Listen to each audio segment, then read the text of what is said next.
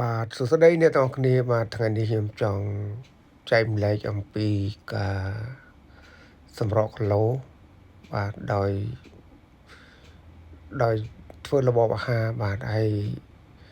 ក្នុងនោះគឺយើងគួបផ្សំជាមួយការហាត់ប្រាណខ្លះដែរបាទក៏ប៉ុន្តែផ្ដោតលើគឺរបបអាហារបាទរបបអាហារ3ពេលគឺសំខាន់សម្រាប់ក្នុងការដែលយើងសម្រកគីឡូបាទពោលដកពិសោធន៍របស់ខ្ញុំពីដើមខ្ញុំ85ដំណាក់កាលទី1ខ្ញុំធ្វើមកខ្ញុំអត់អាហារមួយពេល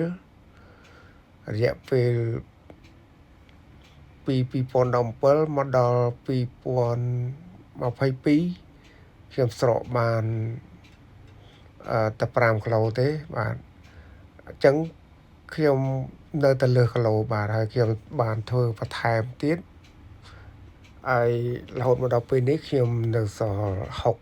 68គីឡូបាទហើយកម្ពស់របស់ខ្ញុំ1.7 ម៉ែត្របាទហើយអាយុខ្ញុំក៏56ឆ្នាំ57ឆ្នាំនេះដែរ